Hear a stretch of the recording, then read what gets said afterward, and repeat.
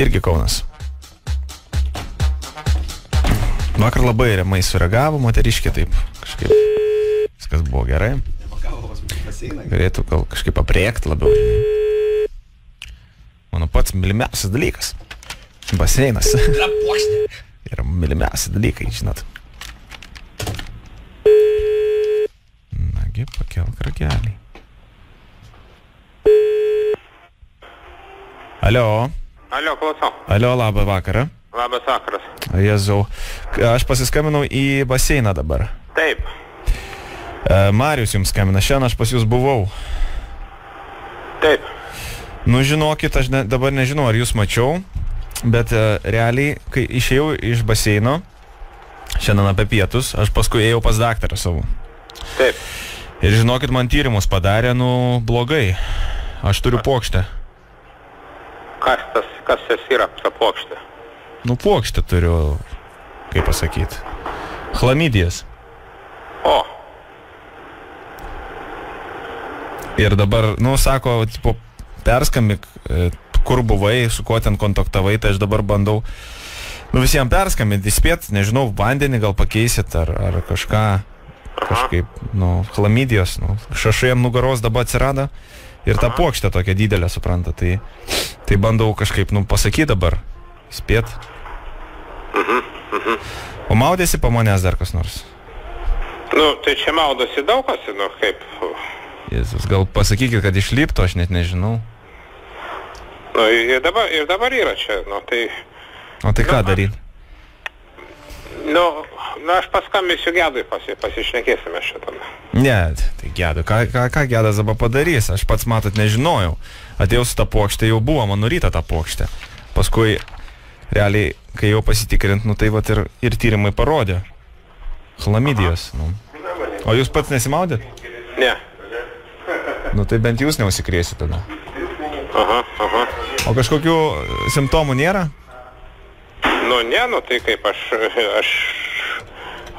tik tai buvau tada prieš 4 dienas. Bet žinokit, aš anksčiau esu buvęs, aš pas jūs dažnai ateinu. Tai aš galiu žinokit, nu, reikėtų jums irgi pasitikrinti. Jeigu prieš 4 dienas, aš dabar taip pabijau atsiminti. Nes aš su tą puokštę vaikštau kokias 2 savaitės jau. Nu ir vat, yra zaraza prilipo, žinai. Sakau, nu, tipo tokie kažkokie čia, žinai, šašai ant nugaros išdygo, chlamydijos ir, nu, visą puokštę baisi tokia, žinai. Ką daryt? Nu, tai nežinau, aš turiu, aš tai čia nelabai ką galiu spręsti. O jūs nesat turėjus puokštę? Po to puokštės jūs nesat turėję? Ne. Tai va, net nežinot, ką pasakyti, kokie simptomai, taip pamatytumėt, žinai, ant tų žmonių, nes iš karto matos realiai. Ne, nu tai čia tiek daug yra, kad čia nelabai čia ką gali pasakyti čia taip. Tai gal įspėt kažkaip, nu, kad jie pereitų? Nu tai aš sakau, pasakysiu, kas gali čia ką nors įtakoti, aš tai nieko negaliu įtakoti. Klausykit, dar vienas dalykas. Taip. Zip FM. Labas vakaras, jūs trukdo radio stotis Zip FM iš Vilniaus, mes juokaujam ir bandom jūsų kantrybę. No. Ką pasakysit? Nu tai ta kantrybė, tai tokia žinot. Nu. Besąlyginė, žiūrint kas vyksta, ar ne? Bet jūs labai ramiai, viskas gerai, žinokit, aš meluoju, jokios teisybės nėra, tiesiog mes bandom patikrinti, na, baseino administracijos, kaip jie sureaguos, jeigu paskambint žmogus ir neva užsikrėtė arba užkratą atnešė į baseiną.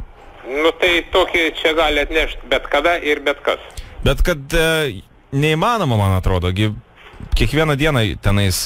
Viskas yra tikrinama, yra viskas daroma, bet atnešti visada viską gali. Jeigu pagal Merfio dėsnį jeigu galima ką nors sugadinti, visada atsiras tai, kas tą padaro. Tai jūs norit pasakyti, kad aš dabar sugadinau kažką? Ne, mes norėjom, žinokit, draugiškai. Iš principo tai visada yra įmanoma. Taip, kad aš ramiai į tai reaguoju, nes vaikštomės ant žemės, į tai viskas yra įmanoma. Linkėjimai į baseiną jūsų, Vilijos, tai iš Vilniaus nepaskęskit.